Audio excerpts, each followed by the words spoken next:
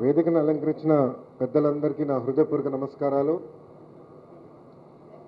అదేవిధంగా ఈ సమావేశానికి విచ్చేసిన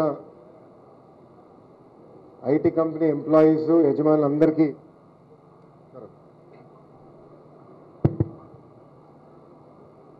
యజమానికి అదేవిధంగా ఐటీ కంపెనీస్ ఎంప్లాయీస్ అందరికీ నా హృదయపూర్వక నమస్కారాలు.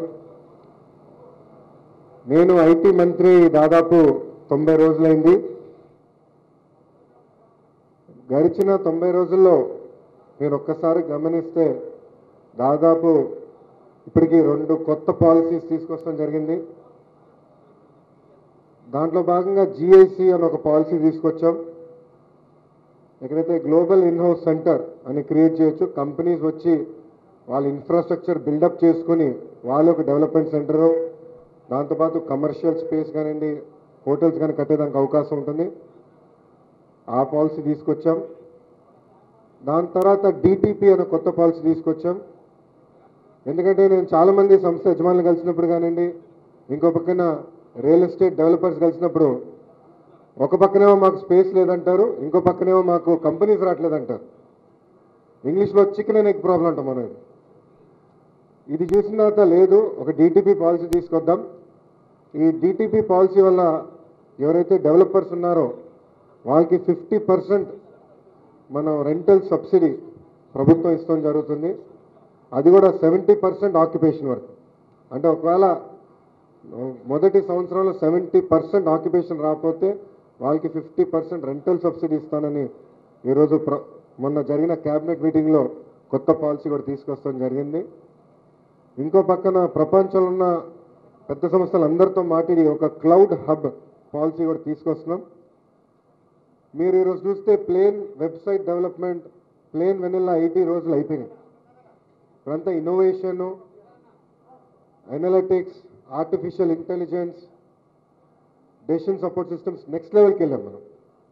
ఇవన్నీ సస్టైన్ అవ్వాలంటే tremendous amount of data analytics అవసరం. దాంట్లో భాగంగా క్లౌడ్ హబ్ అని ఒక పాలసీ తీసుకొచ్చాం. ఈ క్లౌడ్ హబ్ పాలసీ వల్ల ఆల్ భారతదేశంలోనే కాదు, సౌత్ ఏషియాలో ఉన్న ఆల్ ఏదైతే బిగ్ డేటా సెంటర్స్ ఉంటాయో అవన్నీ కూడా మన విశాఖపట్నం కానీ ఆంధ్ర రాష్ట్రానికి వచ్చే అవకాశాలు రాబోయే రోజుల్లో ఉన్నాయి. ఇవన్నీ మీకు ఎందుకు చెప్తున్నానంటే 90 రోజుల్లో ఏ ప్రభుత్వం చేయలేదు. 90 రోజుల్లో ఏ ప్రభుత్వం చేయని విధంగా 2 కొత్త పాలసీస్ తీసుకొచ్చాం. 3వ పాలసీ కూడా వచ్చే క్యాబినెట్కి 18వ తారీఖు క్యాబినెట్కి రాదు కానివ్వండి, దాని తర్వాత క్యాబినెట్కి తీసుకురావాలని ఒక నిర్ణయం ప్రభుత్వం తీసుకుంది. ఈ గవర్నెన్స్లో చంద్రబాబు నాయుడు గారి కన్నా ఏ వ్యక్తి అద్భుతంగా వాడరు. మొన్న గోవా ఐటీ మంత్రి గారు వచ్చి చెప్తున్నారు, యావత్ భారతదేశంలోనే ఐటీ ప్రజల కోసం వాడిన ఏకైక ప్రభుత్వం ఆంధ్రప్రదేశ్ ప్రభుత్వం. మీరు రాండి, మాకు కూడా సలహాలు ఇవ్వండి, ఎలా చేస్తే బాగుంటుందని ఆయన కూడా అడుగుతాం జరుగుతుంది.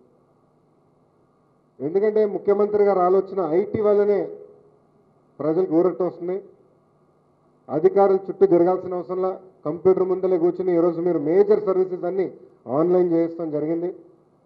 ఒక అర్బనే కాదు, చదువుకున్న వాళ్ళకే కాదు, గ్రామాల్లో ఉన్న రైతులకి, గ్రామస్తులు కూడా పంచాయతీరాజ్ గ్రామీణ అభివృద్ధి శాఖ మంత్రిగా ఆ పాలసీస్ కూడా మేము పెట్టి ఎవరు చుట్టూ వెళ్ళాల్సిన అవసరం.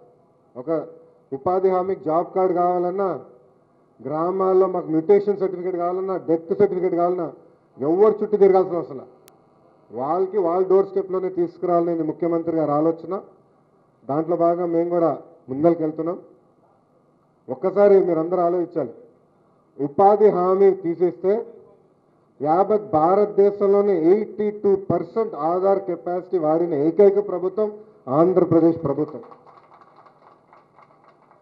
ఈరోజు నాకు చాలా సంతోషంగా ఉంది. ఎందుకంటే 90 రోజుల్లో ఐటీ డిపార్ట్మెంట్ సహకారంతో ఏపీ ఎన్ఆర్టీ చాలా అద్భుతంగా పనిచేసి ఇక్కడ ఒక 7 సంస్థలు తీసుకొస్తాం జరిగింది. వీళ్ళందరి ద్వారా స్టార్టింగ్లోనే దాదాపు 400 మందికి ఉద్యోగాలు వస్తాం జరుగుతుంది. దీని ముందల మేడా టవర్స్లో కూడా నేను ఇంకొక 7 సంస్థలు ప్రారంభిస్తాం జరిగింది. ఈ 2 కలిపితే దాదాపు 3000 మందికి 90 రోజుల్లో ఉద్యోగం ఇచ్చింది తెలుగుదేశం పార్టీనే. చాలామంది అడుగుతున్నారు నన్ను, పేపర్ చదివితే ఐటీలో ఉద్యోగాలు పోతున్నాయని వస్తున్నాయి, కానీ మీరెందుకు ఐటీ వెనకాల వెళ్తున్నామని. మేము ప్లేన్ వెళ్ళిన ఐటీ కంపెనీ వెనకాల వెళ్ళట్లేదు. Innovative products, new age technology, intellectual property create చేసే కంపెనీలు వెనకాల వెళ్తున్నాం. అదేవిధంగా స్మాల్ అండ్ మీడియం ఎంటర్ప్రైజ్ మీరు తీసుకుంటే, అంటే చిన్న సంస్థలు 40 మంది నుంచి 1000 మందికి ఉద్యోగాలు ఇచ్చే సంస్థలు మీరు తీసుకుంటే యావత్ భారతదేశంలోనే వాళ్ళు 70% ఉద్యోగాలు ఇస్తాం జరుగుతుంది.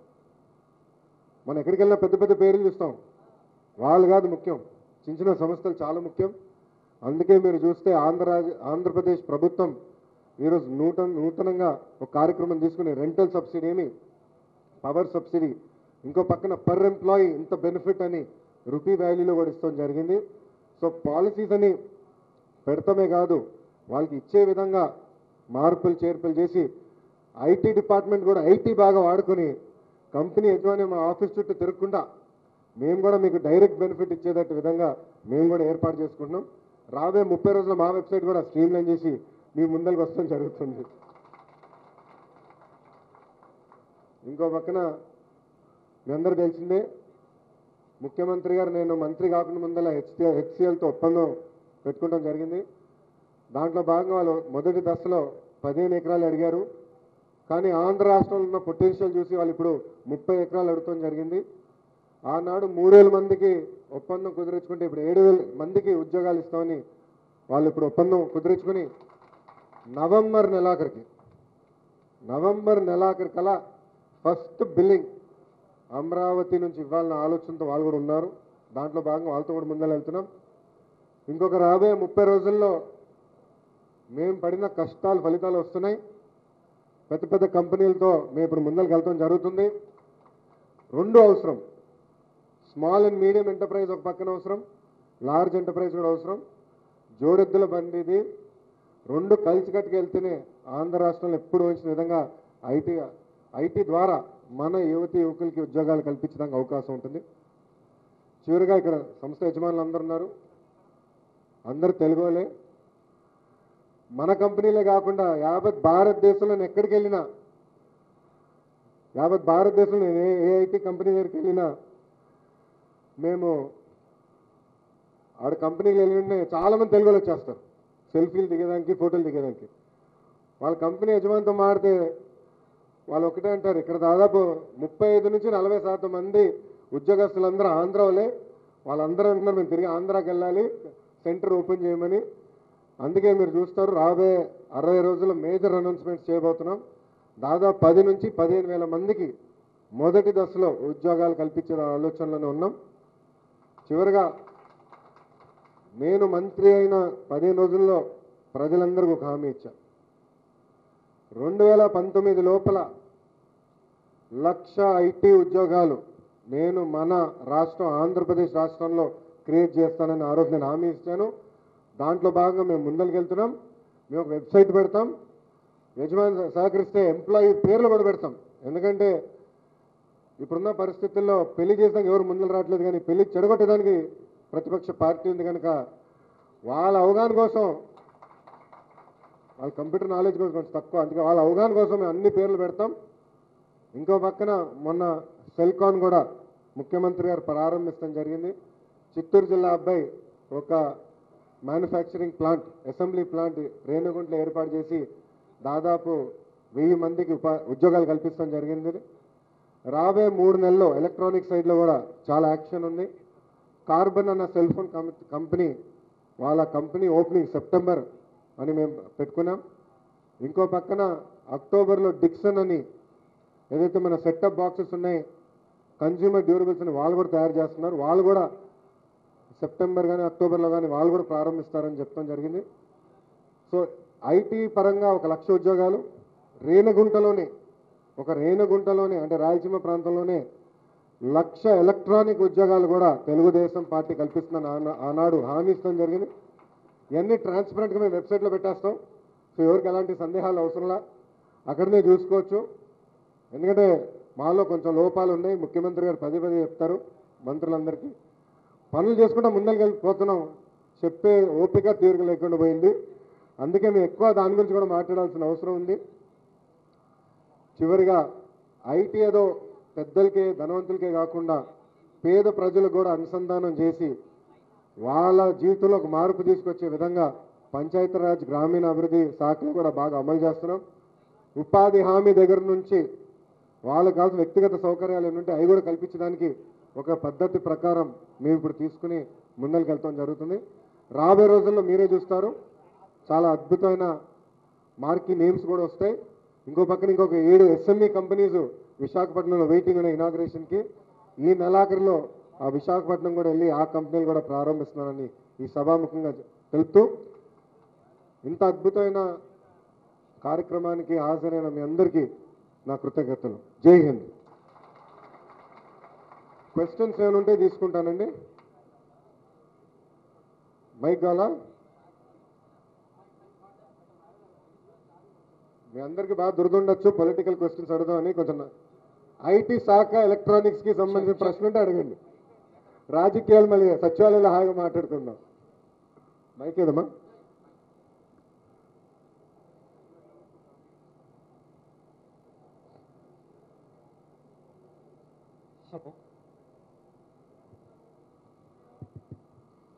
అంటే మాకు దురదయం లేదండి పొలిటికల్ క్వశ్చన్స్ వేయాలని. చెప్పండి. మీరే మొదలుపెట్టారు. పెళ్ళి చెడగొట్టడానికి చాలామంది ఉంటారు ప్రతిపక్షం కానీ.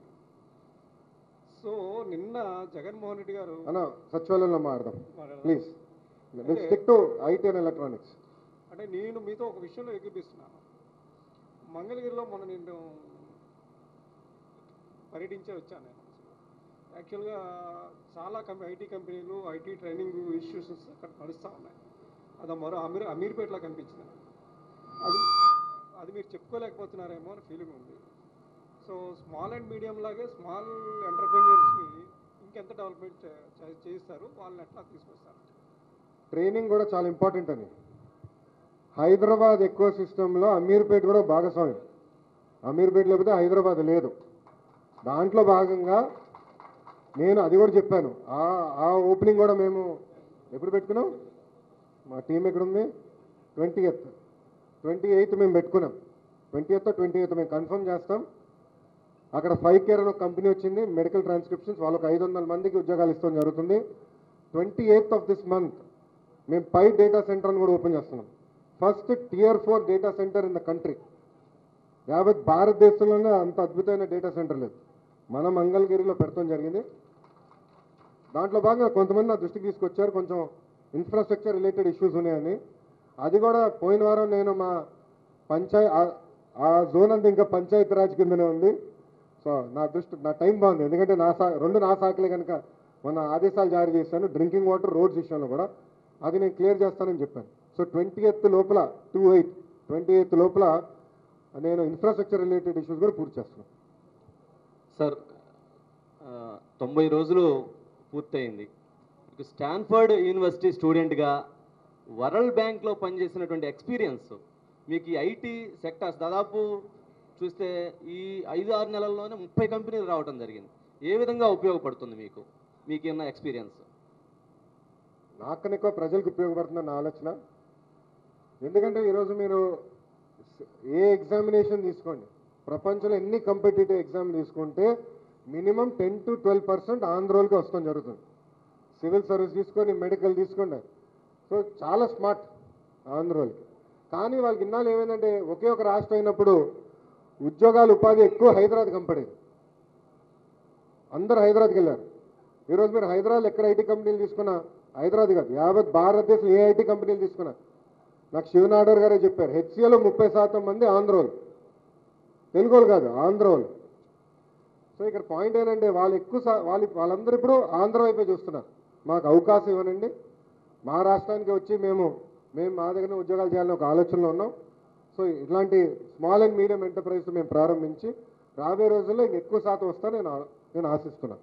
ఒకటి. రెండోది, ఐటీలో మీరు గమనిస్తే ఒక కోర్ డాష్బోర్డే కాదు, పంచాయతీరాజ్ గ్రామీణాభివృద్ధిలో మీరు జలవాణి దగ్గర నుంచి ఈరోజు మురికి కాలువలు క్లీన్ చేయమని నేను ఆదేశాలు జారీ చేశాను. నాకు యాప్ ద్వారా చెప్తున్నారు, ఇక్కడిక్కడ క్లీన్ అయిన ఫోటో పెడుతున్నారు. ఇమ్మీడియట్గా మేము IVRS ద్వారా గ్రామస్తులకు ఫోన్ చేసి కనుక్కుంటున్నాం.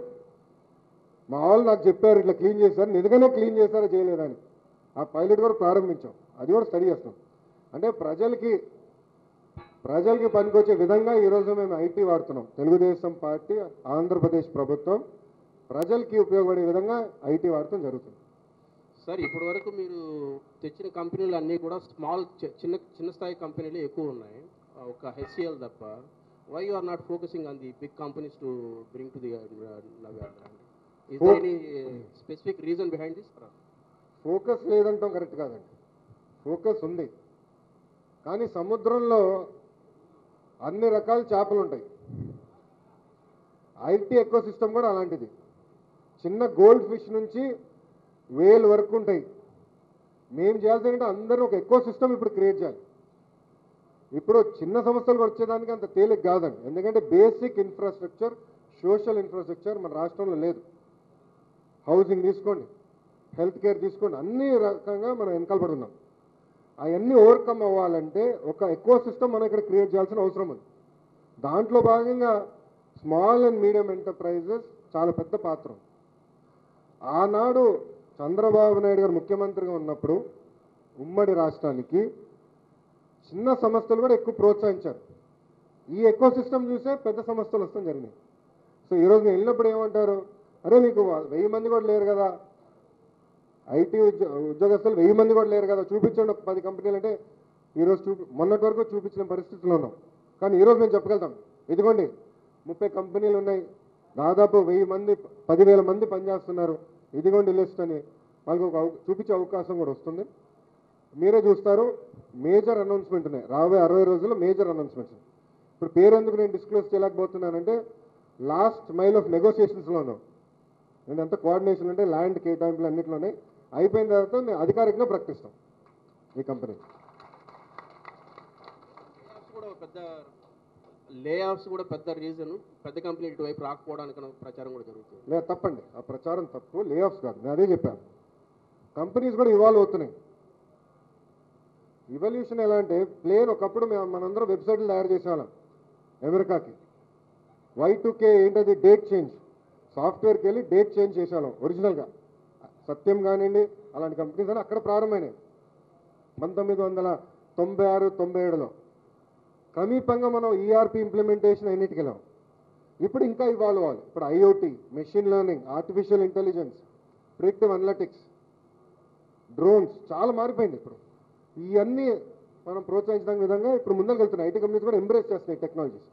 సో ఆటోమేటిక్గా అవి అవుతూ ఉంటాయి. సో స్కిల్లింగ్ చేస్తున్నాం. ఇప్పుడు మనం కూడా ట్రైనింగ్కి చాలా ప్రాధాన్యత ఇస్తున్నాం. ఇప్పుడు వీళ్ళందరూ ఎంప్లాయీస్ అందరూ పంపిస్తే స్కిల్ డెవలప్మెంట్ ద్వారా రీస్కిల్లింగ్ చేస్తున్నాం లేటెస్ట్ టెక్నాలజీ. ఇప్పుడు విశాఖపట్నానికి ఒప్పందం కూడా మొన్నే నేను క్లియర్ చేసే ఫైల్, ఒప్పందం కూడా రాబోయే వారం రోజుల్లో కుదుర్చుకుంటున్నాం. డ్రోన్ మ్యానుఫ్యాక్చరింగ్ తీసుకొస్తున్నాం విశాఖపట్నం. ఎందుకంటే ఈరోజు కంపెనీని కలిసారు, డ్రోన్ ద్వారా ఎరువులు ఇప్పుడే మనం వేయచ్చు పొలాల్లో. డ్రోన్ ద్వారా ఒక డ్రోన్ పెట్టేసి ఎరువులు వేసేయచ్చు, పెస్టిసైడ్ కొట్టచ్చు, పెద్ద పెద్ద ప్లేన్లు అవసరం. చాలా ఇన్నోవేటివ్. ఇంకొక కంపెనీ డ్రోన్ ద్వారా థర్మల్ అనలిటిక్స్ చేస్తున్నాయి. అంటే ఒక చెట్లో ఎంత నీళ్ళు ఉందని మనం ఇప్పుడు సాయిల్ చూస్తున్నాం. అట్లా కాకుండా నీరు అన్ని చెట్లకు అందట్లేదు అని అనలిటిక్స్ కూడా చేస్తున్నారు. సో అలాంటి కంపెనీస్ తీసుకొచ్చి సెంటర్ ఆఫ్ ఎక్సలెన్స్ క్రియేట్ చేస్తున్నాం. సో నేను కూడా ఏంటంటే ఏదో రొటీన్ కంపెనీలు కాదు, cutting edge intellectual property create చేసే కంపెనీలు తీసుకొస్తాం. అందుకే క్లౌడ్ హబ్ అని క్రియేట్ చేసాం. యావత్ భారతదేశంలో ఏ ప్రభుత్వం చేయట్లేదు, ఇది మనం చేస్తున్నాం ఇలాంటివి. సో ఆ కార్యాచరణలో మేము ముందరికి వెళ్తున్నాం.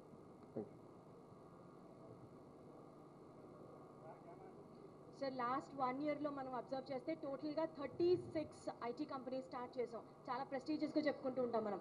కాకపోతే ఏపీఎన్ఆర్టీ యాజ్ వెల్ యాజ్ ఎపీటా వీళ్ళిద్దరూ ఫోకస్ చేస్తున్న పాయింట్, ఆంధ్రప్రదేశ్కి ఇంకా కంపెనీస్ రావాలంటే ప్రాపర్ ఇన్ఫ్రాస్ట్రక్చర్, అంటే లైక్ హైదరాబాద్లో లాగా ఐటీ కంపెనీస్ అన్ని హైటెక్ పార్క్లో ఉంటాయి, హైటెక్ వాళ్ళు అలాంటి ఒక ఐడెంటిఫికేషన్ కనుక మనకి ఇక్కడ తీసుకురాగలిగితే, దాని మీద కనుక ఎక్కువ ఫోకస్ చేయగలిగితే, రాదర్ దాన్ ఇంత కష్టపడే బదులు still the process will be much more easier కదా. సో దాని మీద మీరు ఏమైనా ఫోకస్ చేశారా?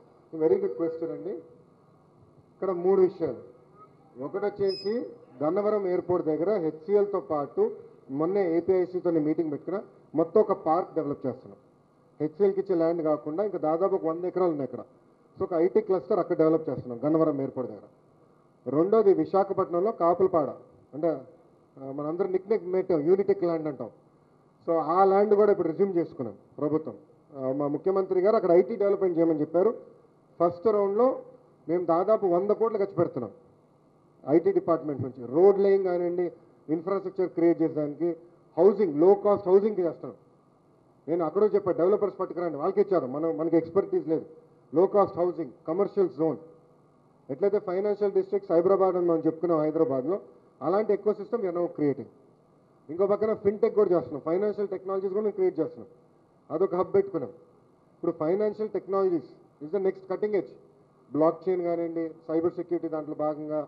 ఇంకో పక్కన పేటీఎం లాంటి సంస్థలు కూడా ఈరోజు ఆంధ్ర రాష్ట్రంకి వచ్చి పెట్టుబడులు పెట్టినాయి. సో ఫిన్టెక్ కూడా బాగా చేస్తున్నాయి. సో ఇలాంటి సంస్థలందరికీ ఎకో సిస్టమ్ క్రియేట్ చేస్తున్నాం. కానీ ముఖ్యమంత్రి గారు ఆలోచన ఏంటంటే అన్నీ ఒక్క దగ్గర పెట్టకూడదు, జాగ్రఫిక్ మన డైవర్సిఫికేషన్ ఉండాలి. అన్ని ఐటీ కంపెనీలు వచ్చి ఒకే సిటీలో మళ్ళీ ఉంటే మళ్ళీ రాబోయే రోజులు ఇబ్బంది పడతాం. అట్లా కాదు. ముఖ్యమంత్రి గారి ఆదేశాలు ఏంటంటే ఐటీఈఎస్ కొన్ని సెంటర్ ఆఫ్ ఎక్సలెన్స్ విశాఖపట్నంలో పెట్టండి, cutting edge టెక్నాలజీసు, intellectual property based టెక్నాలజీసు, chip design, chip development based technologies అంతా అమరావతికి తీసుకురమ్మని, ఎలక్ట్రానిక్ మ్యానుఫ్యాక్చరింగ్ మొత్తం మనం రేణిగుంటలో పెట్టమని, రాయలసీమలో మొత్తం. ఈరోజు ఎలక్ట్రానిక్ మ్యానుఫ్యాక్చరింగ్లో మీరు ఒక్కసారి ఆలోచిస్తే 2 సంవత్సరాలు అయింది, 3 సంవత్సరాలు అయింది తెలుగుదేశం పార్టీ అధికారంలోకి వచ్చి. 3 సంవత్సరాలు యావత్ భారతదేశంలోనే తయారయ్యే ఫోన్లో 26% ఆంధ్ర రాష్ట్రం నుంచి తయారవుతున్నాయి, 26%. అక్కడ 600 ఎకరాలు ఇచ్చాం రేణిగుంట ఎయిర్పోర్ట్ బయట. దాంట్లో we're only starting with assembly now. Assembly తర్వాత we want get into component manufacturing. Component manufacturing తర్వాత కాంపోనెంట్లోకి వెళ్ళే మెటల్స్ ఉంటాయి, రిఫైనరీస్ ఉంటాయి, అవన్నీ కూడా ఏర్పాటు చేయాలనే ఆలోచనలో. సో ఎంటైర్ చైన్ ఒక సైడ్, ఇంకొక సైడ్ ఎంటైర్ ట్రైనింగ్. ఐఐడిటి అని మన డిజిటల్ టెక్నాలజీస్ ఒక ఇన్స్టిట్యూషన్ తీసుకొచ్చాం, ఓన్లీ ఆంధ్రప్రదేశ్ చేసింది. Big data analytics, cyber security ఒక ఇన్స్టిట్యూషన్ కూడా పెట్టాం. అది కూడా నేను అక్కడికే షిఫ్ట్ చేయమని చెప్పాను. నేను క్లియర్ చేశాను ఫైల్ కూడా, రేణిగుంటలోనే వస్తున్నాయి. అదే కాకుండా చివరిగా మనం ఫోన్ వాడేసిన తర్వాత మనం చెత్తబుట్లో పడేస్తాం. Electronic waste is the biggest problem in the country. దానికి మేము ఇప్పుడు సింగపూర్ బేస్డ్ సంస్థలతో మేము మారుతున్నాం. ఎందుకంటే ఈ ఎలక్ట్రానిక్స్ ద్వారా గోల్డ్ కానివ్వండి, అదర్ ప్రెషియస్ మెటల్స్ తీసుకొస్తే మన గోల్డ్ ఇంపోర్ట్ బిల్ దాదాపు 50% మనం తగ్గించవచ్చు. So from birth to death to rebirth entire eco system అక్కడ తీసుకొస్తున్నాం. సో ఇది ఏమవుతుందంటే ఇట్ టేక్స్ టైం. ఇదేనంటే 1 సంవత్సరంలో అయ్యేది కాదు, కంటిన్యూస్ ఎఫర్ట్ పెట్టాలి. అది పెడితేనే ఈరోజు ఇంతవరకు వచ్చింది. ముఖ్యమంత్రి గారు చేశారు, గత మంత్రివర్యులు పల్లె రఘునాథ్ రెడ్డి గారు కూడా బాగా తోమితే కానీ ఇంతవరకు వచ్చింది. ఇది మేము ఇప్పుడు యాక్సిలరేట్ చేయాలి. సో ఇప్పుడు అందరూ చూస్తున్నారు. సో ఇబ్బంది లేదు, ఆ ఎకో సిస్టమ్ క్రియేట్ చేయాలి. So we are on the job, దాంట్లో సందేహం ఎలాంటి అవసరం.